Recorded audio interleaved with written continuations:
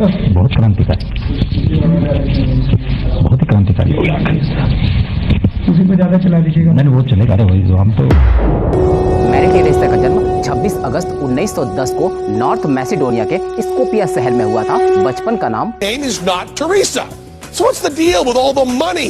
Agnes Gonzaga, Albanian Agnes Gonxha Bojaxhiu था। दुनिया का एक भी ऐसा बड़ा अवार्ड या सम्मान ना हो जो मदर टेरेसा को न दिया गया हो। लेकिन इनमें से कुछ ऐसे अवार्ड जिनको देते हुए ऐसे कारण बताए गए जिनको सुनकर आप अपनी हंसी नहीं रोक पाओगे, और कुछ अवार्ड पाने के लिए ऐसा गंदा और भयानक खेल खेला गया जिसे सुनकर आपका हृदय कांप उठेगा। तो हेलो दोस्तों, मैं अभय नागवंशी चेंजोलक जीरो से हीरो तक में आपका स्वागत है। आइए मदर टेरेसा को मिले इन अवार्ड्स की सच्चाई जानते हैं। कि हम मदर टेरेसा तो क्यों तो दे सकते हैं क्योंकि वो ईसाई है, लेकिन भारत के साधु सन्यासियों को नहीं दे सकते। बोले तो हिंदू है, तो हिंदू होना क्या गुनाह है इस देश में? कुछ लोग मदर टेरेसा को प्यार, करुणा और दया की देवी कहते हैं, तो कुछ लोग इनको पाप, दर्द और नर्क की देवी भी बुलाते हैं। ये देवी जनवरी 1929 में ईसाई मिशनरी बनकर भारत आई और नन बनकर सेंट टेरेसा जैसे चर्च के ईसाई स्कूलों में पढ़ाना शुरू कर दी। भारत को आज़ादी मिलते ही सन 1948 में इसने भारत की नागरिकता ली और 26 जनवरी 1950 को भारत में संविधान लागू होते ही इसने अपना एक एनजीओ मिशनरी ऑफ चैरिटी खोल दी। उसी समय से आर्य समाज संस्था ने इस मिशनरी ऑफ चैरिटी का खुलकर विरोध करना शुरू कर दिया और इस संस्थान पर 3 बड़े आरोप लगाए। आर्य समाज का पहला आरोप था कि मैरी टेरेसा और इसकी संस्था ब्रिटिश ईसाइयों द्वारा किए गए अत्याचार और लूट पर पर्दा डालने का काम कर रही है। दूसरा आरोप यह था कि मैरी टेरेसा अपनी संस्था के द्वारा हिंदुओं का ईसाईकरण कर रही है, लोभ लालच और जोर जबरदस्ती जैसे भी। तीसरा आरोप यह था कि मिशनरी ऑफ चैरिटी संस्था की विदेशी कन्याएं जो अब नन बन चुकी हैं, वो गरीब, नंगे और बीमार बच्चों को गोद में उठाकर, गले लगाकर, बड़े बड़े मीडिया हाउसेस की मदद से फोटो निकलवाकर देश और विदेश से खूब पैसा बटोर रही हैं, लेकिन सेवा के नाम पर बस दिखावा कर रही। अब यहाँ आप सोच रहे होंगे कि मीडिया संस्थान कैसे और क्यों मदद करेगी, इसका जवाब आपको यहाँ मिलेगा। बहुत क्रांतिकारी, बहुत ही क्रांतिकारी हो गया। उसी को ज्यादा चला दीजिएगा। नहीं वो चलेगा, अरे वही जो हम तो। इसके बाद मदर टेरेसा आर्य समाज को अपना शत्रु मानने लगी। दया और क्षमा की देवी टेरेसा ने सूरत आर्य समाज में सबके सामने आर्य समाज को देख लेने की धमकी तक दे डाली। इस पूरे प्रकरण को स्वामी विद्यानंद सरस्वती ने अपने प्रसिद्ध पुस्तक बागी दयानंद में टेरेसा के जीवित रहते ही छापा था। यह पूरी तरह से सत्य घटना है, क्योंकि सूरत आर्य समाज किसी समय चर्च हुआ करता था, जिसको टेरेसा जोर जबरदस्ती से उसको छीनना चाहती थी। आर्य समाज का विरोध भी मैरी टेरेसा और उसके संस्था मिशनरी ऑफ चैरिटी को रोक नहीं सका, क्योंकि नेहरू के नेतृत्व में कांग्रेस ने मदर टेरेसा को खुली छूट दे रखी थी।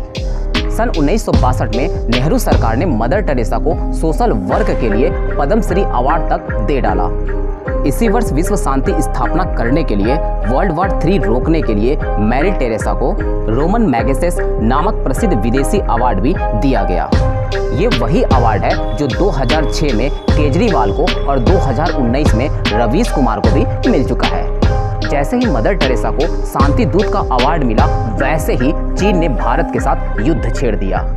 कहते हैं कि भारत के प्रथम शांति दूत जवाहरलाल नेहरू ने 43,000 स्क्वायर किलोमीटर का क्षेत्र चीन को कब्जाने दिया और शांति की स्थापना कर दी। भारत की दूसरी शांति दूत मैरी टेरेसा ने युद्ध प्रभावित लोगों के दुख दर्द का लाभ उठाकर उनको ईसाई बनाकर शांति की स्थापना की और 1965 में पाकिस्तान ने भारत पर हमला किया।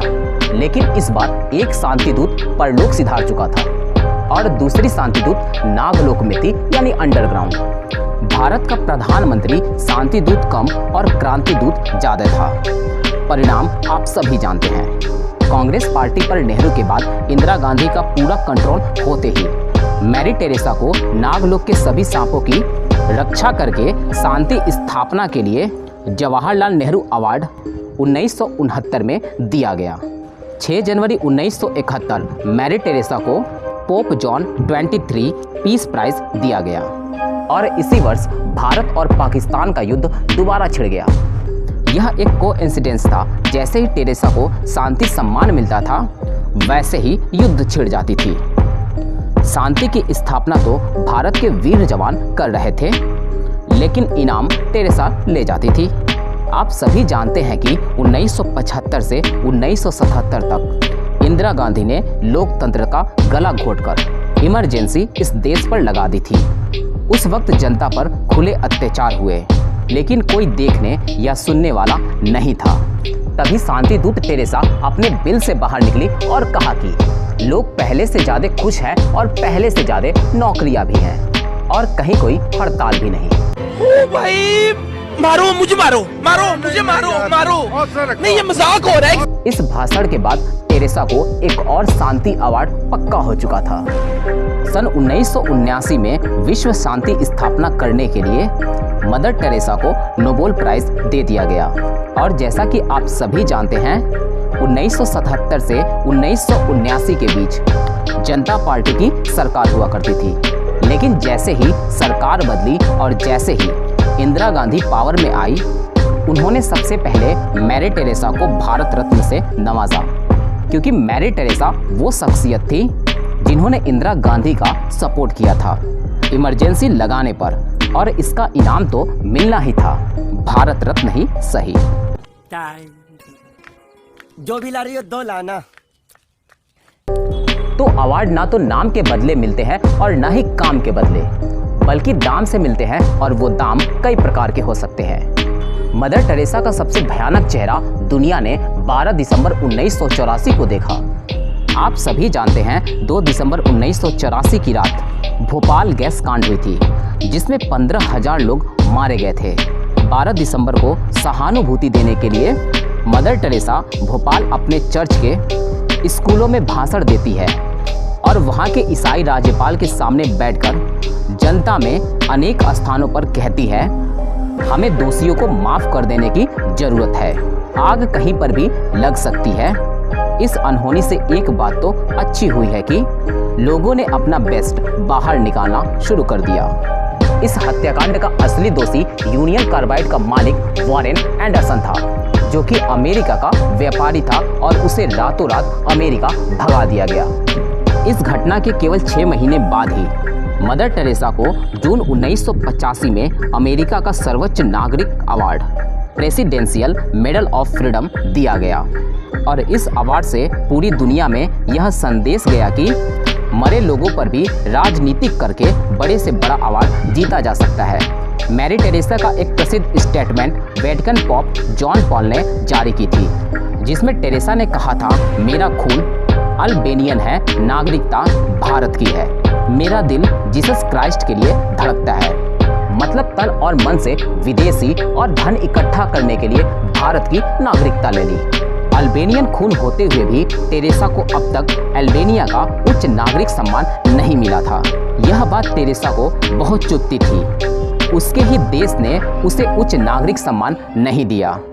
अल्बेनिया में तानाशाही थी, छोटी सी बात पर आम नागरिक तो क्या, बड़े से बड़े नेताओं को मार दिया जाता था। टेरेसा ने अल्बेनिया का उच्च सम्मान खुद प्राप्त करने के लिए पूरा जोर लगा दिया। अगस्त 1989 में मैरी टेरेसा अल्बेनिया पहुंच गई और वहां के शासक को खुश करने के लिए पूर्व तानाशाहों के मज़ारों पर खूब प्रार्थनाएं भी की। 1991 में अल्बेनिया में पासपोर्ट के लिए अप्लाई कर दिया और उसी साल उसको पासपोर्ट भी मिल गया। 1990 से 1995 के बीच मदर टेरेसा लगभग 15 बार अल्बेनिया गई। अवार्ड प्राप्त करने के लिए उसकी ऐसी लगन और डेडिकेशन को देखकर अंत में 1996 में अल्बेनिया सरकार ने उसे उच्च नागरिक सम्मान ऑनर ऑफ नेशन दे दिया। कहते हैं कि टेरेसा को अवार्ड से बहुत प्रेम था, जैसे फिल्मों में एक विलेन को हीरोइन से होता है। अवार्ड के लिए वो किसी भी हद तक जा सकती थी। मैं तेरे प्यार में क्या क्या न बना मीना, कभी बना कुत्ता कभी कमीन। और यही कारण है कि मदर टेरेसा को 100 से भी ज्यादा बड़े सम्मान मिले। तो मिलते हैं आने वाले नए वीडियो के साथ, तब तक के लिए जय हिंद, जय भारत, वंदे मातरम।